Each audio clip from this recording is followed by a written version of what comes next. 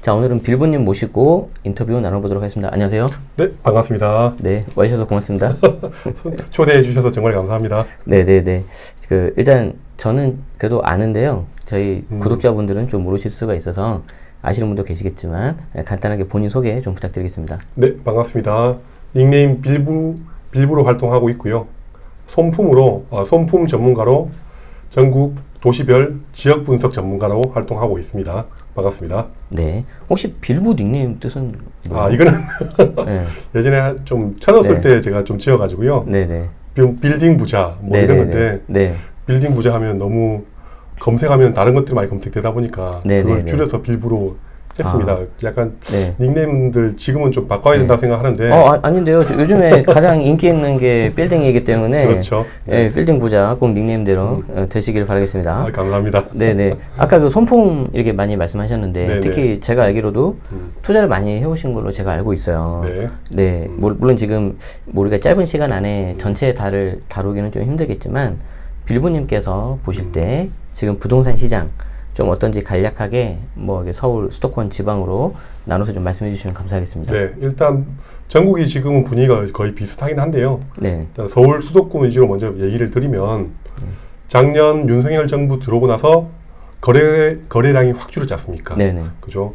많이 줄어가지고 가격도 뭐 지금 잠실인데 잠실 같은 경우도 예전 엘스 리텐치 같은 경우도 33평 한 8년 전쯤에는 10억 정도 했던 게 27억까지 갔다가 맞아요. 네. 다시 한 19억대까지 떨어졌지 맞아요. 않습니까? 네네. 그러다가 최근에 한 2, 조금 3억, 올랐죠. 3, 4억 정도 오른 상태지 않습니까? 네. 예, 이게 보면 전국적으로 약간 비슷한 현상으로 보고 있고요. 네. 좀 괜찮은 지역의 대장 아파트, 네. 좋은 아파트 위주로 조금 반등을 했다라고 좀 보여지고요. 네. 그게 근데 거래량 같은 경우가 네. 예전 윤석열 정부 들어오고 나서는 서울 거래량만 딱 봤을 때는 월 한 500건 정도 했던 게 올해 2월달, 3월달, 4월달 정부에서 특례 보금자리론을 발표했지 않습니까? 그래서 1주택자, 무주택자 분들이 그나마 금리를 좀 저렴하게 대출을 해주는 특례 보금자리론을 써서 최근에 거래가 좀 된 건 맞는데 그게 거래된 수준이 보니까 작년 한 500건 정도 수준에서 지금 한 2,500건에서 3,000건 정도로 한 5배, 6배 정도로 상승을 했더라고요. 네네. 그러면서 이제 1주택자, 무주택자 분들이 거래를 좀 많이 한 케이스긴 한데, 그러니까 이게 뉴스에서 보면, 언론이나 뉴스에서 보면 거래량이 이렇게 많이 증가했다 보니까 아파트 가격은 이제 오르고 있다. 뭐 이렇게 계속 기사가 뜨고 있는데, 제네시스 박님은 혹시 어떻게 보십니까? 지금 오르고 있다라고 보십니까? 이제 어려운 질문인데. 저는 약간 좀 보수적으로 아직은 아니다. 그렇죠. 왜냐하면은 이제 뭐 물론 생각은 다를 수 있습니다. 근데 그렇죠. 이제 실거주자가 좀 붙어줘야 되는데 아직은 금리에 대한 그게 리스크가 남아 있어서 그렇죠. 아마 머뭇하실 거다 제 생각은. 그렇죠. 일단 그런 거래량 데이터를 보고 제가 일단 간단하게 수치화적으로 얘기를 해드리면 옛날 작년에 500건이었던 게 2, 3천 건 정도로 거래가 좀 많이 됐기 때문에 상승이다라고 생각할 수 있지만 예전 박근혜 정부 말기나 그렇죠. 문재인 정부 때 가격이 아주 많이 오를 때는 서울 같은 경우가 거래가 많이 됐을 때는 한 달에 10,000건, 15,000건 이렇게 이상 거래가 됐거든요. 그렇게 따지면 그때 거래가 많이 됐던 시점에 비하면 한 4분의 1, 5분의 1 정도밖에 안 된다고 보거든요. 그래서 지금 시점에는 본격적으로 이게 시장이 살아나지는 않은 것 같다. 근데 거래는 작년보다 좀 됐기 때문에 좀 살아난다라고 볼 수 있지만 좀 더 봐야 된다. 그렇죠. 근데 이게 보니까 좀 좋은 거, 괜찮은 거 위주로만 일부 거래된 거지. 좀 저가나 안 좋은 거 아파트 같은 경우는 거래가 좀 많이 안 된 거죠. 굉장히 공감을 합니다. 왜냐면 이제 제 주변의 지인들 중에도 관심이 상대적으로 없는 친구들이 언론에 나오는 뭐 아파트 있잖아요. 그렇죠. 자주 나오는 뭐 잠실하면 엘리트, 뭐 그런 거를 뭐 대치하면 음마. 그렇죠. 그런 식으로 항상 물어보더라고요. 그래서 이제 역으로 저는 물어봐요. 그럼 얼마까지 떨어지면 살 의향이 있나 했을 때 말하는 가격이 딱 있어요. 그러면 거기까지는 안 가겠네, 속으로. 약간 그 생각을 하고 있는데, 맞습니다. 아직은 그 거래량 과거로 봤을 때는 그렇죠. 상대적인 기저효과 때문에 그런 거지 않나. 그렇죠. 뭐 제 생각하고 빌보님 생각입니다. 참고하십시오. 그래서 결국은 어쨌든 이게 예전 수준만큼 지금 예를 들어서 최대 서울 월 거래량이 3천 건이라고 하면 지금 6월달, 7월달, 8월달 올해 하반기 같은 경우가 예전 문재인 정부 때만큼 최소한 8,000건에서 10,000건 이상 거래가 될 것 같냐라고 역으로 저한테 질문을 해주시면 네네. 저 같은 경우는 당장 쉽지 않다. 맞아요. 라고 생각하는 제일 큰 이유가 뭐냐면 예전에 박근혜 때나 문재인 정부 때 그렇게 거래를 많이 했던 주체가 누구냐면 무주택자나 다주택자도 무주택자나 1주택자도 있지만 네네. 제일 중요한 거는 네. 집을 많이 사본 맞아요. 다주택자들이 시장에 참여를 해야 되는데 네네. 그래야 거래량이 훨씬 더 많이 증가를 하고 가격이 많이 오른다고 보는데 지금 주변에 또 다주택자 분들 상당히 많지 않습니까? 네네네. 그런 분들 지금 얘기를 들어보면 돈이 있습니까? 돈이 있습니까? 없습니까? 일단 대부분이 없고 그렇죠. 설령 있다고 하시더라도 거래 비용이 너무 세요. 그렇죠. 취득세. 맞습니다. 예, 그래서 제가 이제 자연스럽게 다음 질문을 할 건데 그리고 제가 미리 좀 양해 말씀드리는데 제가 지금 현재 좀 목 상태가 조금 안 좋습니다. 그래서 일부러 좀 거리를 좀 두고 지금 하고 있습니다. 옮기면 안 돼서. 그래서 조금 양해 말씀드리고요. 예. 그래서 이제 제가 하는 이제 또 그 빌부님한테 좀 여쭤보고 싶은 게 네네. 물론 우리 이제 다주택자들 같은 경우에도 이제 좀 경험이 좀 어느 정도 있으신 분들은 또 이게 매수하고 싶은 분도 있을 거예요. 그렇죠. 근데 이제 거래 비용이 너무 많이 나온단 말이에요. 취득세가 보시기에 그래도 시장에 계속 오래 계셨으니까 취득세 중과 완화는 좀 언제 정도 풀릴 것 같다고 생각하십니까? 물론 어디가 아니라 예측이지만. 그렇죠. 맞습니다. 일단 이게 작년 12월 21일인가? 네, 그때 네. 정부에서는 발표가 났지 않습니까? 네. 지금 다주택자 같은 경우는 취득세가 3주택부터는 8%, 네. 그죠? 4주택 이상부터는 12%지 않습니까? 물론 비규제 지역이지만, 네, 네. 그죠? 8%, 12%를 내고 주택을 매수를 해야 되는데 네. 이게 상당히 부담스러운 금액이지 않습니까? 그렇죠. 지금 예를 들어서 저기가 지금 잠실이야. 잠실의 아파트 33평 같은 경우는 보통 한 20억 정도 하지 않습니까? 그죠? 네, 네. 20억에 12%를 내라 그러면 취득세만 2억 4천을 내고 사야 되는 네, 거지 네, 않습니까? 네. 이 돈을 내고 물론 돈이 좀 많으면 살 수 있겠지만 네. 저희처럼 돈이 별로 없는 다주택자들은 그 정도 금액으로 다른 걸 투자를 하지. 그렇죠. 그렇죠. 그래서 쉽지는 않은데 네. 이게 작년 12월 달 8% 12%가 4% 6%로 네. 반 정도는 깎아주겠다, 완화를 해주겠다라고 발표를 났는데 아직 통과가 안 되고 있는 거지 않습니까? 네네. 그게 결국은 빨간 당에서는 발표를 했는데 네. 파란 당에서 반대를 하고 있는 상황이지 않습니까? 네네. 그죠? 근데 이 상태에서 예를 들어서 지금 잠실도 마찬가지고 서울의 핵심 지역들이 가격이 최소한 2, 3억에서 4, 5억 정도는 약간 반등을 했지 않습니까? 네. 그러면 민주당에서 지금도 반대를 하고 있는데 가격이 여기서 좀 더 올라버리면 네.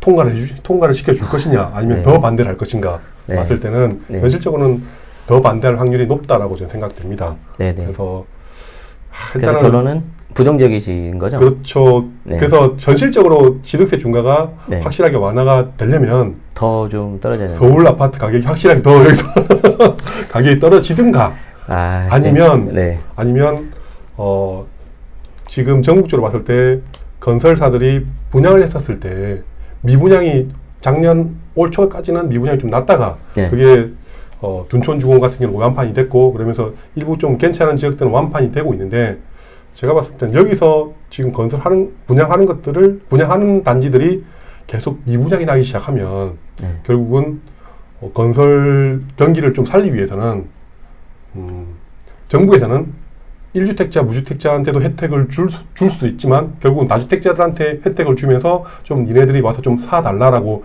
그 구원의 메시지를 던질 텐데 네. 지금 미분양들이 좀 또 최근에 또 소진이 좀 되고 있습니다. 이게 한 6만, 7만까지 갔다가 그렇죠. 지금 최근에 좀 약간 줄어들었죠? 그렇죠. 예, 정부에서도 한 10만까지는 내비두겠다 막 그래가지고. 그렇죠. 10만 정도까지 거기보다 더 미분양이 나와줘야 취득세 중과를 풀어줄까 말까인데 여기서 이제 시장이 조금 일부 살아나면서 미분양이 소진돼 버리면 현실적으로 취득세 중과를 풀어줄 만한 명분이 이제 없어지는 거라고 좀 보거든요. 근데 예를 들어서 네네네. 뭐 저도 동의를 굉장히 하는데 그래도 이제 아무래도 이제 여당이든 야당이든 그렇죠. 정치하시는 분들이기 때문에 좀 표현이 그렇긴 하지만 표를 의식하지 않으실 수 없잖아요. 그렇죠. 근데 내년에 총선이 있어요. 그렇죠. 어떨 것 같으세요? 그래서 저는 일단 이 취득세 중과가 올해 지금 5월 달이지 않습니까? 네. 하반기까지는 당장 풀어줄 만한 명분은 별로 없어 보이는데 네. 내년 4월달 총선 네. 전후에 뭔가 변화가 좀 있을 수 있지 않을까라는 기대를 해보는 거죠. 저는 그거보다는 약간 좀 더 빠를 것 같다고 생각을 하는 게 그렇죠. 이제 7월달에 이제 보통 세법 개정안을 많이 내거든요. 그때 뭐 종부세하고 양도세 몇 가지가 있어요. 그렇죠. 근데 저는 거기에 끼워 넣기 하지 않을까. 저는 약간 그 생각입니다. 왜냐하면 정부 입장에서는 뭐랄까 보도 자료를 내버렸거든요. 그렇죠. 물론 보도 자료가 어떤 법적 근거는 없어요. 그렇지만 행정부 입장에서는 굉장히 좀 부담을 안고 낸 거기 때문에 여기에 대해서 외면하지는 않을 것 같다. 소위 말해서 면이 안 선다 잘못하면. 그리고 아주 소수이긴 하지만 그거 믿고 사신 분들도 있어요. 그렇죠. 아주 용감하게. 그렇기 때문에 제 생각에는 저도 이제 총선으로 생각을 했지만 올해 하반기 때 할 때 좀 뭔가 같이 하지 않을까. 저도 제 개인적인 생각. 어쨌든 저도 그렇게 되면 정말 좋겠습니다. 예. 저도 지금 그렇게 되면 좀 이렇게 봐둔 곳이 몇 개 있기 때문에. 근데 네. 제가 봤을 때는 만약에 그런 식으로 해서 올해 하반기에 좀 7월달 빨리 세법 개정이 된다고 하면 결국은 작년 12월달 말에 발표났던 완화해도 4% 6% 수준까지 완화가 되는 거지 않습니까? 아 근데 이제 또 변수가 또 있어요. 그러니까 이제 제가 정부 입장이라 그러면은 보도 자료를 냈고 그 소급되는 날짜가 12월 21일 22년도이기 때문에 그렇죠.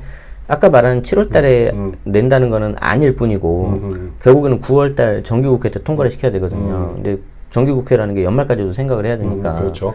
그럼 이제 연말까지 간다고 가정을 하면 소급 기간이 너무 길어져 버리잖아요. 그렇죠, 그렇죠. 1년이나 차이가 나잖아요. 맞습니다. 네.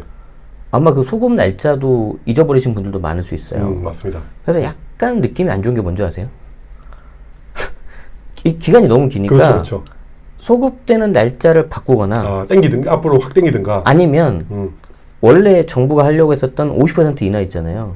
그 부분에서 좀 절충을 하거나. 근데 개인적인 느낌으로는 어떤 게 더 현실성이 있을까? 왠지 후자가 될 것 같은 거죠, 느낌이. 이건 어쨌든 물론 이제 그렇죠. 저희끼리 좀 예상하는 거기 그렇죠. 때문에 네. 어떻게 나올지는 모르겠지만 좀 여러분들이 그런 거 감안하시고 좀 편하게 들어주시면 좋겠지만 어쨌든 빌보님 같은 경우에는 내년 총선 맞습니다. 연초 네. 아직 많이 남았는데 저는 하반기. 어쨌든 지금 제가 뭐 전합 제인스방님이 얘기하는 거는 정치적인 색깔로 얘기하는 게 아니고 그죠? 그냥 저는 제 입장에서 제가 다주택자니까 집을 좀 더 살려면 살 수 있으려면 결국은 지득세 중과가 풀려야 되기 때문에 그냥 이런 부동산 정책만 갖고 혹시 얘기를 하는 거다 보니까 오해를 안 해주셨으면 좋겠습니다. 네네. 저희 채널에서는 정치 종교에 대한 이야기는 가급적 안 하고 있습니다. 네. 자 그러면 일단은 그래도 좀 좋은 쪽으로 생각을 해보자고요. 취득세 중과가 예를 들어서 뭐 조금 우리가 생각한 것보다 조금 더 일찍 풀렸다. 그러면은 관심 있게 좀 봐야 될 부동산 상품이라든가 어떤 전략 좀 어떤 게 있을까요? 일단은 저는 요거를 한 2단계 정도로 생각을 하고 있는데요. 일단은 작년 말에 발표났던 4% 6% 수준까지 완화됐다라고 했었을 때는 이게 어쨌든 저는 다주택자다 보니까 6%를 내고 사야 되거든요. 그죠? 그러니까 6%, 뭐 10억짜리, 20억짜리는 좀 부담스럽다 하더라도 뭐 지방이든 경기도 이런 지역에 한 5억짜리 아파트를 산다라고 하면 취득세가 3천만 원이지 않습니까? 그래도 3천이네. 이게 이것도 쉽지가 않은 상태지 않습니까? 왜냐하면 5억짜리라고 하면 전세 가격을 4억 이상 받기가 쉽지 않거든요. 그럼요. 그죠? 그러니까 제가 아무리 많이 받아도 3억에서 4억 정도 받을 수 있다고 하면 5억짜리를 사면 투자금이 일단 1억에서 2억 정도 들어간 상태에서 취득세를 또 3천만 원 또 내야 되는 거예요. 그러면 최대 2억 3천 아니면 1억 3천 정도를 제가 투자를 그 정도 하면서 뭐 살 수 있는데 물론 좋은 아파트, 괜찮은 아파트면 그 정도 제가 투자를 하면서 한두 개 정도 살 수 있습니다. 그죠? 근데 문제는 그 다음 세 번째, 네 번째, 다섯 번째 아파트를 내가 또 산다고 하면 다시 또 취득세를 몇천만 원씩 내가면서 살 수 있냐 라고 봤을 때는 이게 저뿐만 아니라 다른 분들도 쉽지 않다라고 보거든요. 그러면 결국은 살 수 있는 거는 뭐냐? 또 예전처럼 공시가격 1억 이하처럼 취득세 1.1% 상품을 찾든가 아니면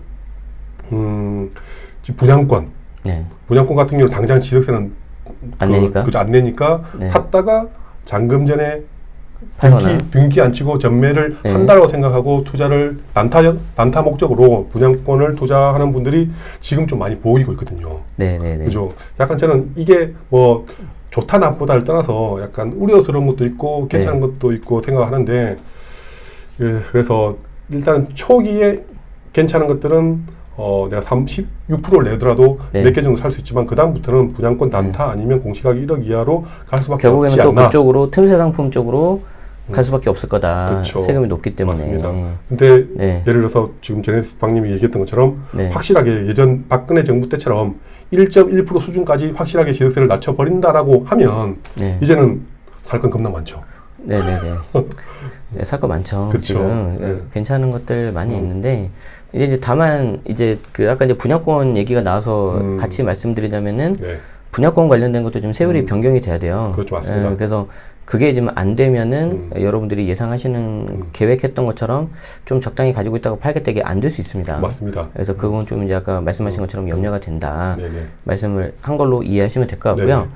반대로 우리가 좀 좋은 쪽으로 알아봤어요. 근데 만약에 예상했던 것보다 더 늦어지거나 추세 중과가 만약에 안 되고 버린다. 예를 들어서 그렇죠. 뭐 이상한 좀 시장이잖아요, 지금 사실. 맞습니다. 그런데도 그냥 막 가버려요. 그래서 안 풀린다. 명분도 없고. 아, 그럼 어떻게 해야 될까요? 이 경우에는 가만히 있어야 될까요? 이게 네. 솔직히 말해서 취득세 네네. 중과가 안 풀리면 똑같이 다주택자는 12%를 내고 사는 거지 않습니까? 그러면 네. 결국은 문재인 정부 때랑은 취득세 부분만 네. 봤을 때는 똑같은 거거든요. 네. 그죠? 그러면 이제 문재인 정부 때 우리가 다주택자분들이 어떤 식으로 투자를 했느냐를 복귀 한번 해보면 네. 결국은 집 주택을 여러 채를 살 수가 없는 상황이지 않습니까? 맞아요. 무조건 제일 좋은 거 한 개밖에 못 사는 겁니다. 그렇죠. 그죠? 그 상태에서 내가 좀 더 뭔가 다른 걸 괜찮은 것도 사고 싶다라고 하면 그때 약간 뭐 이거는 불법인데 얘기하면 안 되지만 예전에 그때 하신 분들은 결국은 다른 사람 명의로 네, 네. 이렇게 한 분들이 좀 몇 분 계시거든요. 네, 네. 그죠? 그런 식으로 제일 좋은 거 한 개 정도씩밖에 결국 못 사지 않나.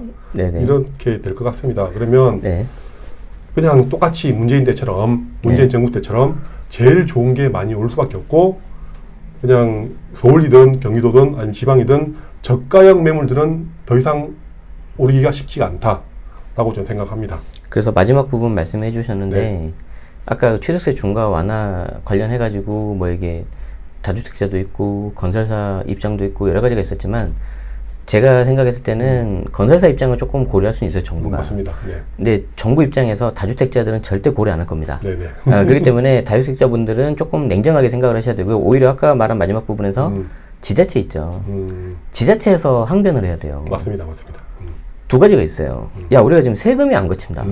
이 취득세가 지방세 세수의 대부분을 차지하고 있거든요. 근데 거래가 안 되니까 세금이 안 거쳐요. 맞습니다. 네. 두 번째는 뭐냐면, 야, 지금 이렇게 하니까 전부 다 지금 어떻게 되냐면 지방 거 다 팔고 다 서울 거 사요. 제가 어제도 부산 가고 내일도 울산 가고 이렇게 지방을 일부러 많이 가는데, 뭐 강의에서 어떤 뭐 수익을 내려는 그게 목적이 아니라 가서 이제 사람들을 좀 만나보려고 하고 있어요. 만나보고 또 이제 어떤 식의 뭐 생각들을 하고 있고 어떤 게 어려운지 물어보는데 이제 지방에 계신 분들이 슬슬 이런 말들을 해요. 대구 소성구 뭐 부산 해운대 좋은 거 갖고 있는 분들조차도 아 이제 이거 팔아야 되지 않냐. 그냥 팔고 그냥 서울에 하나 사둬야 될 것 같다고. 그런 분들이 좀씩 더 늘어나는 느낌을 제가 받고 있어요. 맞습니다. 네. 그럼 지방은 더 힘들어져요. 그렇죠. 그래서 더 이게 좀 심해지기 때문에 근데 과연 정책 위반하신 분들이 그렇게 생각할지 모르겠네요. 네네. 어쨌든 저는 좀 약간 그런 생각도 해서 한번 말씀하신 거에 대해서 좀 숟가락 좀 얹어봤습니다.